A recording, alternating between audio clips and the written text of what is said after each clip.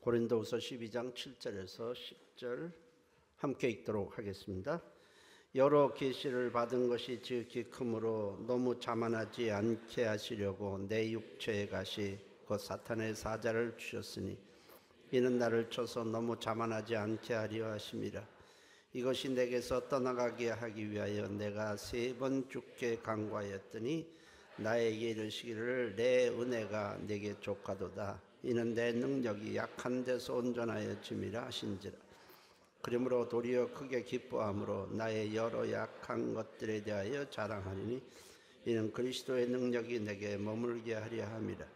그러므로 내가 그리스도를 위하여 약한 것들과 능력과 궁핍과 박해와 곤고를 기뻐하노니 이는 내가 약한 그때에 강함이라. 아멘. 오늘 제목은 주의 은혜가 내게 족하다입니다. 어떻게 여러분들은 나는 주의 은혜로 만족합니다. 주의 은혜로 족합니다. 그렇게 생각하십니까? 나는 더 이상 불만이 없습니다. 주의 은혜로 아주 100% 만족합니다.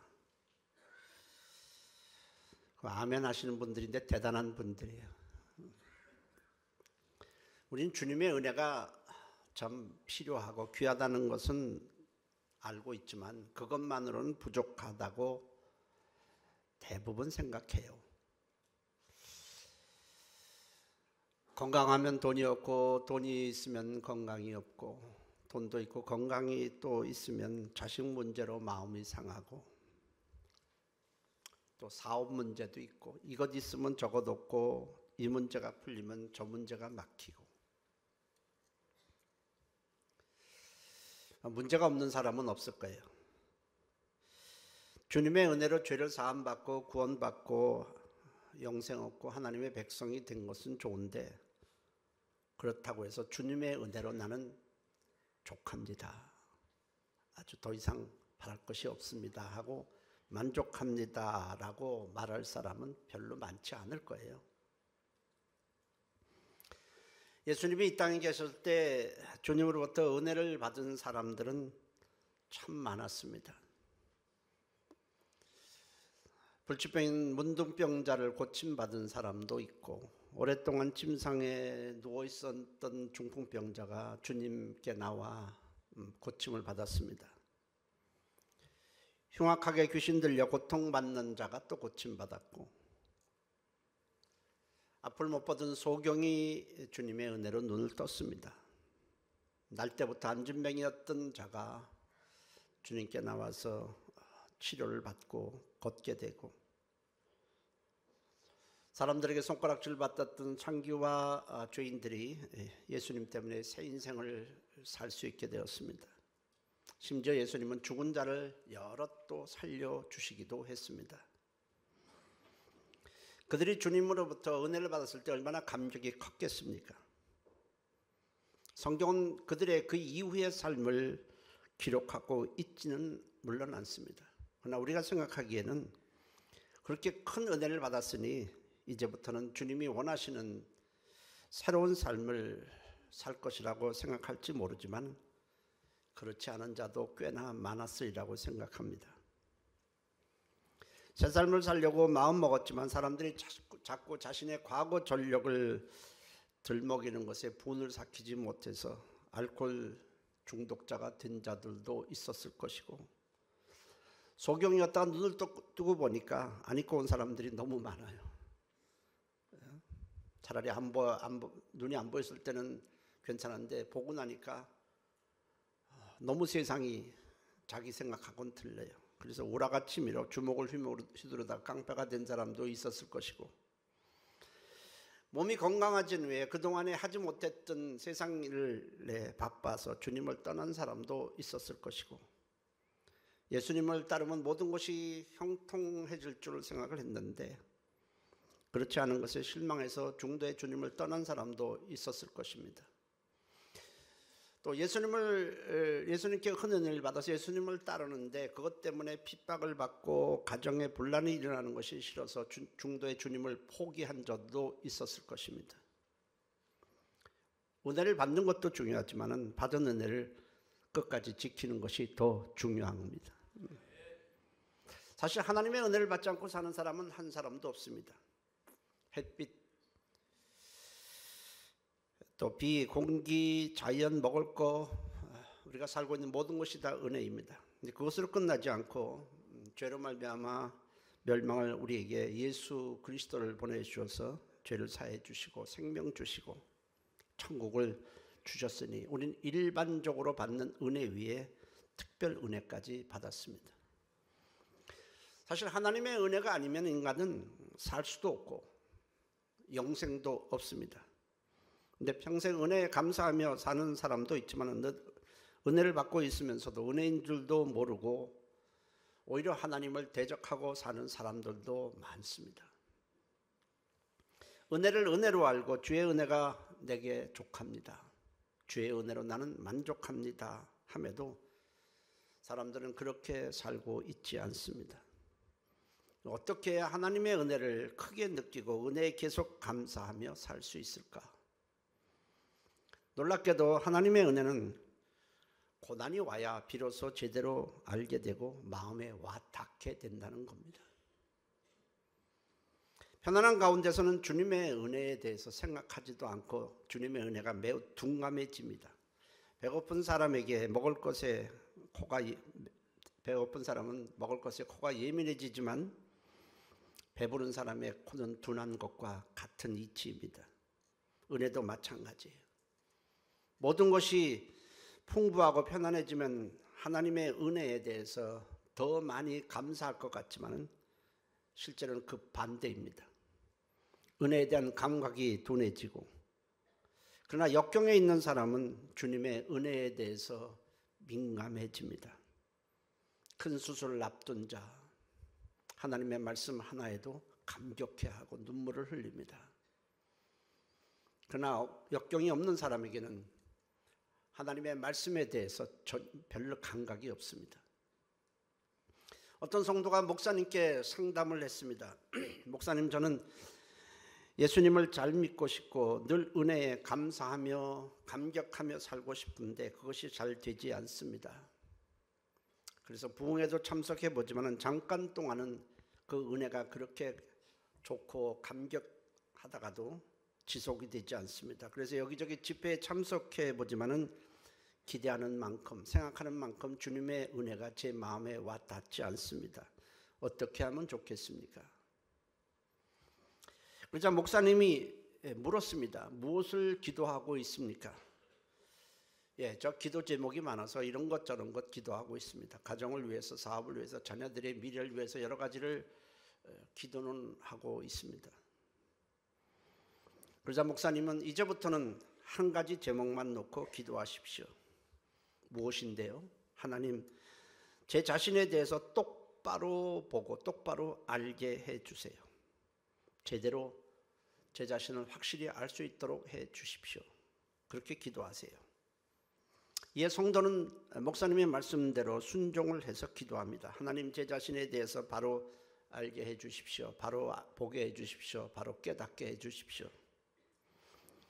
그렇게 간절히 기도하다가 주님이 자신의 속 내면을 보여주시는데 머리끝부터 발끝까지 속이 온통 추하고 더럽고 깨끗한 것이 하나도 없습니다. 마치 거울에 자기 속에 있는 것을 다 보여주는 것 같은데 전부 썩고 냄새나고 추하고 더러운 것만 가득 우글거립니다.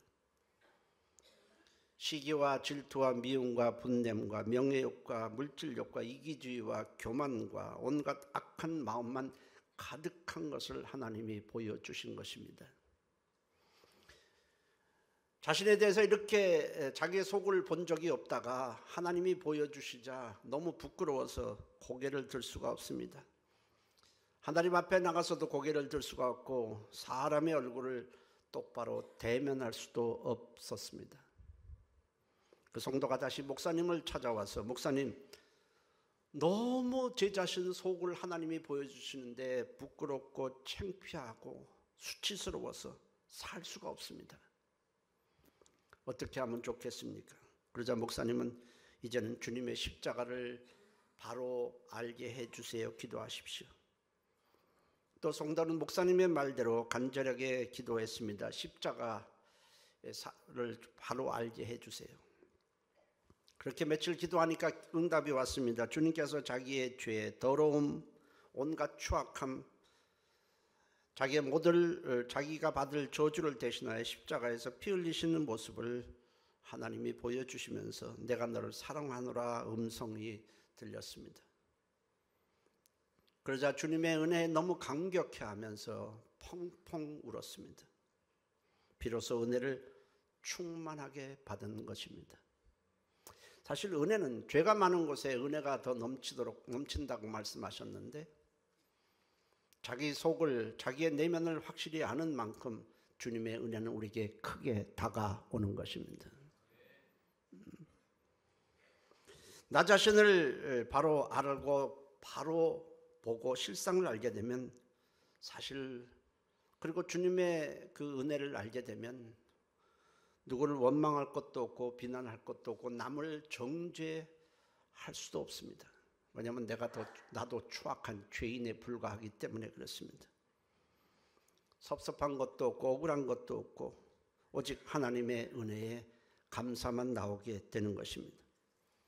나의 은혜나 나의 공로를 내세울 수가 도저히 없습니다. 나의 잘남도 없어지고 나의 똑똑함도 지혜도 다 없어지게 됩니다. 오직 나는 사라지고 오직 주님의 은혜와 주님의 공로만 우리에게 남아 있습니다. 그럴 때 우리는 모든 것이 주의 은혜입니다. 주의 은혜로 나는 족합니다. 고백할 수 있게 되는 것입니다.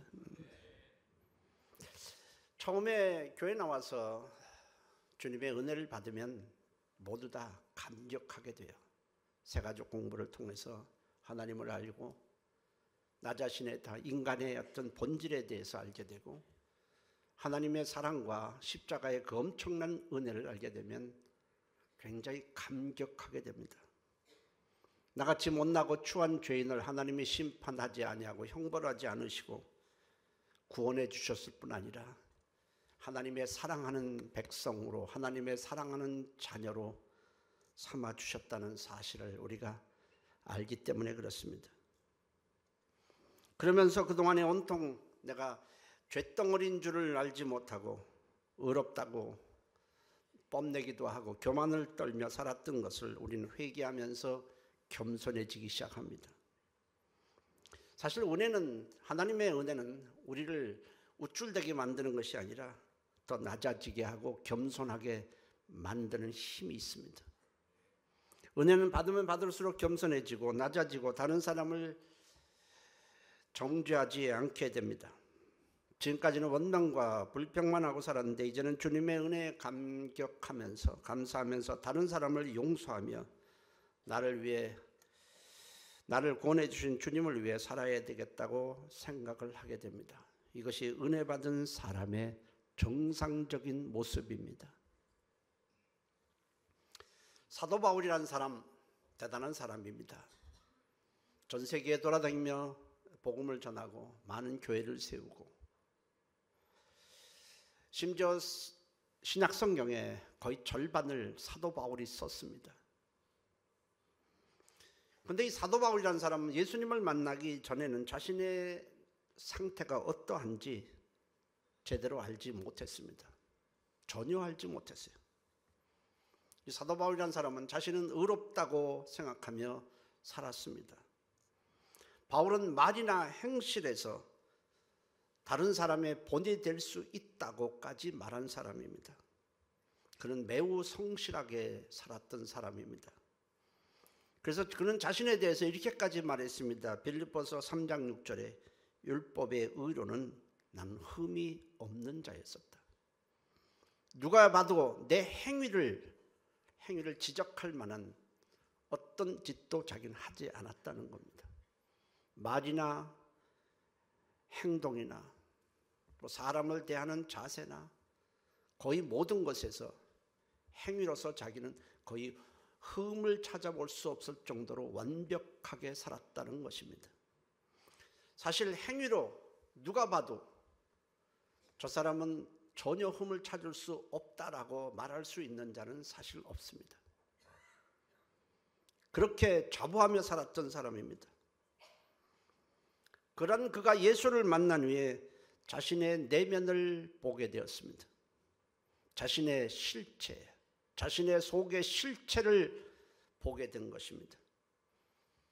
주님의 십자가를 통해서 자기가 어떤 자였었는지, 자기의 실체가 어떤 자인지를 알았을 때 엄청난 충격을 받았습니다. 바울같이 충격을 받은 사람은 사실 별로 없을 거예요. 왜냐하면 다른 사람들은 그래 나는 죄인이야, 나는 흠도 많아, 연약해, 나는 죄를 많이 짓고 살았어, 나는 거짓말도 많이 하고 뭐 이렇게 살았어, 이렇게 다른 사람들은 인정하는 데에 비해서 바울이라는 사람은 그렇지 않았던 사람입니다. 나는 모든 면에서 나는 의롭게 살았다, 선하게 살았다, 자부하면서 살았던 자입니다. 그런데 예수님의 십자가를 통해서 자신의 내면을 보았을 때 깜짝 놀랐습니다. 온통 자기 속이 다 죄덩어리인 겁니다. 더럽고 추하고 악하고 냄새나고 다 썩어지고 깨끗한 것이라는 것은 단 하나도 발견할 수가 없었던 것입니다. 어렸을 때부터 철저하게 율법에 따라서 행동했고 그렇게 자라왔던 바울, 또 다른 사람들도 이 바울이라는 사람은 행위에 있어서는 거의 완전한 자라고 다른 사람들도 인정해 주었던 바울입니다. 그랬던 바울이 자기 속의 내면을 보았을 때에 큰 충격을 받았습니다. 도대체 나에게 의롭고 선하고 깨끗한 것이 단 하나도 없다는 것이 이게 말이 되는가? 근데 실상이 그랬습니다. 그래서 바울은 나는 죄인 중에 괴수라. 자기에게는 의도 하나도 없고 선도 하나도 없다. 깨끗한 것이 하나도 없다고 했습니다.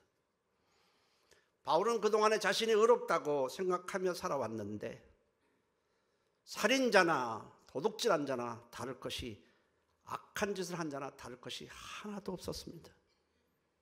똑같은 죄인이다. 높고 낮은 것도 없고 크고 많고 적은 것도 없이 똑같은 죄의 분량을 가졌고 똑같은 죄인이라고 라는 사실을 알았을 때 충격을 받을 수밖에 없어요. 사실 바울처럼 충격을 받은 사람은 없습니다. 너무나 울었어요. 너무나 통곡을 했어요. 그래서 그는 이렇게 말을 했습니다. 로마서 3장 9절에서 15절에 우리는 나으냐? 결코 아니다. 우리가 저런 악한 자나 사기난 자나 저런 사람보다 나으냐? 아니다. 전혀 아니다. 유대인이나 헬라인이나 다 죄 아래에 있다고 우리가 선언하느니라. 의인은 없나니 하나도 없으며 깨닫는 자도 없고 다 치우쳐 함께 무익하게 되고 선을 행하는 자는 없나니 하나도 없도다. 목구멍은 열린 무덤이고 그 혀로는 속임을 일삼으며 그 입술에는 독사의 독이 있고 그 입에는 저주와 악독이 가득하고 그 발은 피 흘리는데 빠른 자라. 이건 다른 사람을 지목해서 한 말이 아니라 자기에 대해서도 말한 것입니다. 나는 그렇게 살지 않았다고 자부해 왔는데 실제로는 아니었다. 나는 선한 것을 한 적이 한 번도 없었구나. 나는 행위나 언어나 모든 생각이 다 악했을 뿐이다. 그리고는 자신은 이제 죽는다. 나라는 사람은 십자가에서 끝내고 오직 자기 안에 예수가 살고 있다고 고백을 합니다. 내가 사는 것은 이제 예수 때문에 사는 것이다. 나는 원래 살 수 있는 자가 아니다. 갈라디아서 2장 20절에 이제는 내가 사는 것이 아니오 오직 내 안에 그리스도께서 사시는 것이라. 이제 내가 육체 가운데 사는 것은 나를 사랑하사 나를 위하여 자기 자신을 버리신 하나님의 아들을 믿는 믿음 안에서 사는 것이니라. 우리가 오늘 읽은 본문은 고린도 후서입니다. 고린도 교회에 보낸 두 번째 편지라는 뜻입니다. 그런데 고린도 교회에 보낸 첫 번째 편지, 이걸 고린도 전서라고 그러는데, 첫 번째 보낸 고린도 전서에서 바울은 이렇게 고백을 했습니다. 예수를 만난 후에 고린도 전서 15장 10절에 내가 나된 것은 하나님의 은혜로 된 것이니 내게 주신 그의 은혜가 헛되지 아니하여 내가 모든 사도보다 더 많이 수고하였으나 내가 한 것이 아니요 오직 나와 함께 하신 하나님의 은혜로라. 내가 사도된 것도 하나님의 은혜고 내가 그동안에 수고해서 열매를 많이 맺었다 할지라도 내가 한 것이 아니다. 다 하나님의 은혜가 나를 그렇게 하도록 했고 그렇게 열매를 맺도록 했다. 이렇게 고백을 합니다. 그가 얼마나 하나님의 은혜에 감사하며 하나님의 은혜로 살았는지를 알 수 있는 고백입니다. 그런데 그렇게 나는 모든 것이 하나님의 은혜라고 고백했던 그런 바울에게 하나님은 육체의 가시를 주셔서 고통스럽게 하셨습니다. 다른 사람은 몰라도 적어도 모든 것이 하나님의 은혜라고 고백한 바울의만큼은 육체의 가시를 주시면 안 될 것 아니겠습니까? 하나님이 주셨다고 그랬습니다. 외부에서 예수 믿는 것 때문에 어쩔 수 없이 받는 박해가 아니라는 겁니다. 하나님이 직접 자기에게 육체의 가시를 줘서 고통스럽게 했다고 말을 합니다. 세상에 나쁜 짓 하는 사람이라면 몰라도 적어도 이렇게 은혜라고 고백한 이 바울의만큼은 하나님은 가시를 주시면 안 될 것 같습니다. 그러나 사실 바울도 죄성을 가진 사람이기 때문에 시간이 지나면서 자만심이 생긴 겁니다. 주님으로부터 계시를 직접 많이 받았어요. 사실 성경 12권, 13권 신약성경 그 전부 하나님으로부터 받은 계시가 아니겠습니까? 우린 직접 계시 받은 사람 없잖아요. 근데 바울은 어디 가서든지 길 가서든지 잠자다가든지 기도하다가든지 늘 계시를 받아서 이 성경을 썼어요. 받은 대로 성령의 인도함을 따라서 이 성경을 기록한 이 바울입니다. 엄청난 계시를 받았습니다. 게다가 그는 능력을 많이 행해서 수많은 병자를 고쳤습니다. 어떤 때는 손수건만 던져도 병이 낫기도 하는 역사가 일어났습니다. 말씀을 전하는 중에 한 청년이 떨어져 죽었을 때 그를 또 살려주기도 했습니다. 남들에게 없는 은사도 많이 받았던 바울입니다. 교회도 많이 세웠고 많은 영혼을 구원했습니다. 세운 교회마다 부흥이 일어납니다. 설교도 잘합니다. 그가 설교하면 많은 사람들이 감동을 받습니다. 사람들이 바울을 높이기 시작하자 자신도 모르게 좀 자만해지기 시작했습니다. 그러자 주님은 육체의 가시를 주셨다고 했습니다. 고린도후서 12장 7절에 여러 계시를 받은 것이 지극히 크므로 너무 자만하지 않게 하시려고 내 육체의 가시 곧 사단의 사자를 주셨으니 이는 나를 쳐서 너무 자만하지 않게 하려 하심이라. 자만이 들어왔다는 겁니다. 우리도 조심해야 됩니다.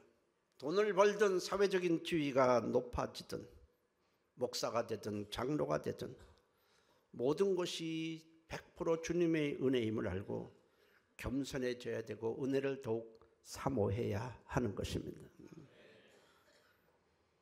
바울은 주님께 육체의 가시를 제거해달라고 3번씩 기도했습니다. 그동안에 기도해서 주님으로부터 받은 응답이 많았기 때문에 이번에도 기도하면 틀림없이 육체의 가시를 제거해 줄 것이라고 확신했습니다. 그런데 주님의 말씀은 의외였습니다. 고린도후서 12장 9절에 내 은혜가 내게 족하다. 무슨 뜻입니까? 더 이상 그 문제로 육체를 가시를 빼달라고 기도하지 말라는 것입니다. 내 안에 육체의 가시 때문에 괴로움을 당하지만 그 육체의 가시가 내게 유익하다는 겁니다.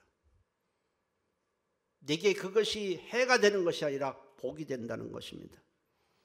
마음에 흡족하지는 않겠지만은 지금 네가 약간 아프고 괴로운 것이 오히려 네게는 큰 유익이 된다.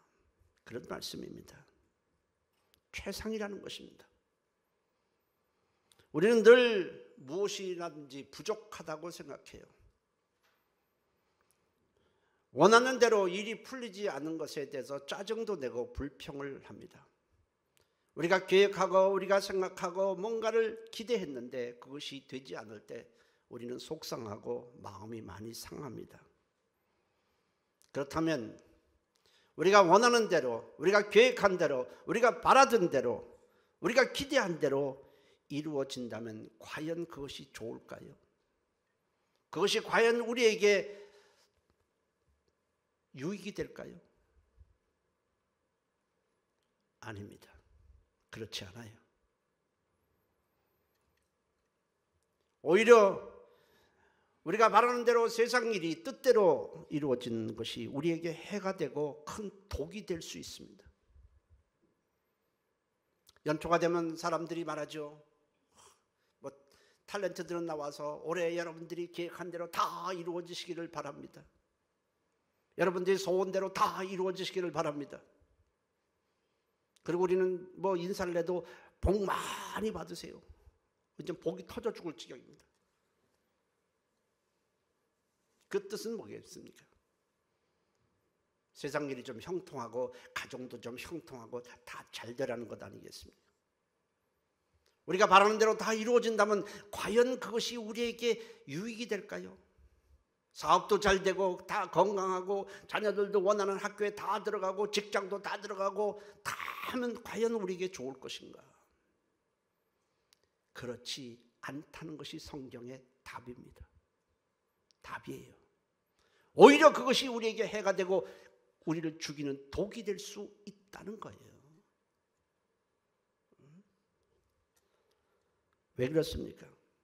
그렇게 되면 주님의 은혜가 우리에게 막힐 수 있기 때문입니다. 사람들은 다 형통이라는 것을 원해요. 형통. 형통이라는 단어가 굉장히 좋아요. 어느 집에 가니까 만사 형통이라 아주 그냥 액자에다 써놨습니다. 형통을 좋아하는데 진짜 형통이 뭡니까? 세상 일이 잘 풀리고 계획한 대로 일이 진행된 것이 형통이 아니라 하나님과의 관계가 좋은 것이고 특별히 하나님의 은혜가 막히지 않는 것이 형통입니다. 할렐루야. 만일 재물 때문에 우리가 교만 때문에 세상 일이 잘 풀려서 하나님의 은혜가 줄어든다면 하나님의 은혜가 막힌다면 그것은 형통이 아닙니다. 오히려 우리에게 해가 되는 거예요. 가장 불행한 사람은 이 지구상에서 가장 불행한 사람이 돈 없는 사람이 아닙니다. 몸이 아파서 암으로 고통받는 사람이 불행한 사람이 아니라 하나님의 은혜의 통로가 막혀있는 사람이 가장 불행한 사람입니다. 하나님의 은혜의 통로가 내게 막혀있다면 거긴 생명도 없어요.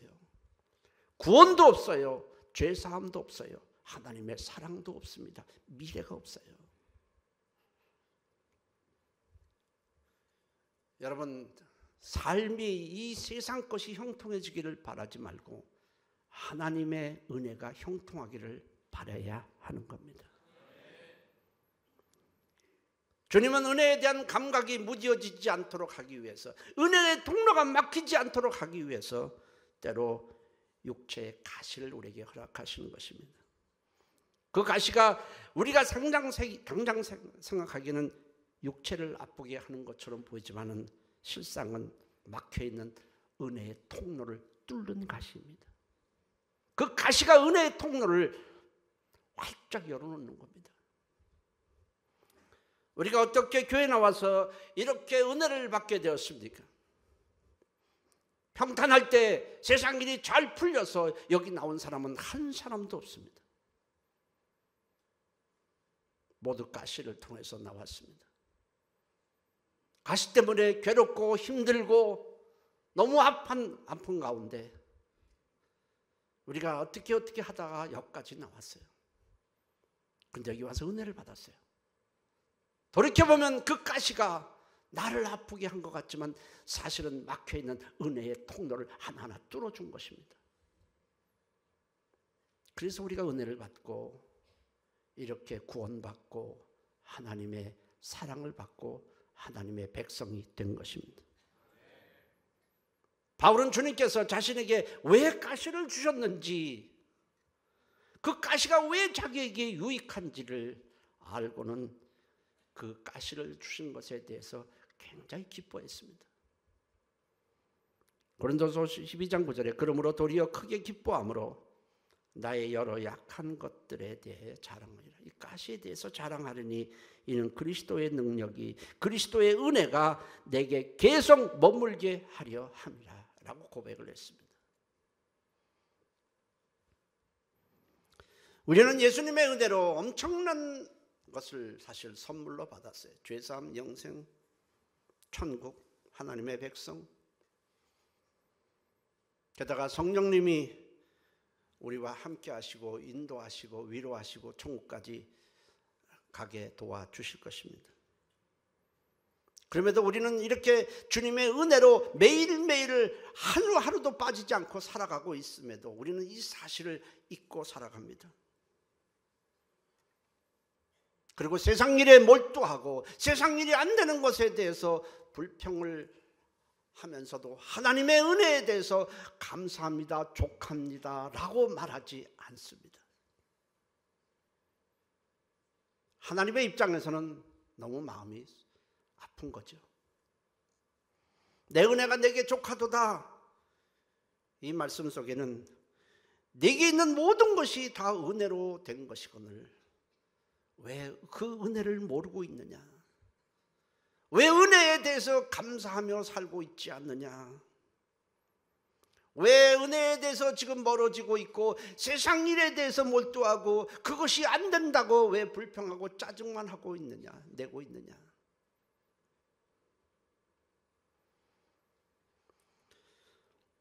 모든 것이 은혜이거늘 왜 자만하고 있느냐? 너에게 가시를 주지 아니하면 너는 은혜에서 더욱 멀어질 것이고 나의 도움을 받을 수 없기 때문에 이렇게 가시를 주는 것이니 그 가시를 그런 줄 알고 기뻐하라는 뜻 아니겠습니까? 여러분, 모든 것이 하나님의 은혜입니다. 좋은 것만은 아니라 가시도 은혜라는 거예요. 가시. 아픔도 안 되는 것도 일이 잘 안 풀리는 것 은혜입니다. 그래야 나오지 않겠습니까?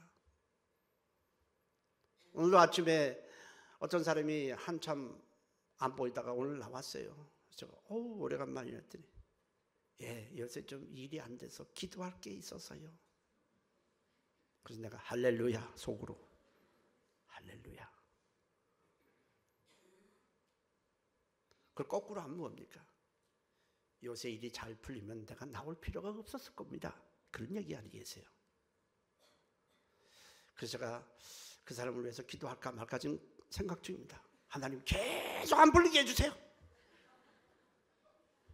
깨달을 때까지 계속 좀 아프게 해주세요. 그 가시가 막혀있던 은혜 통로를 약간 뚫어놨어요. 그래서 여기 온 거예요. 빨리 해결되면 안 돼요.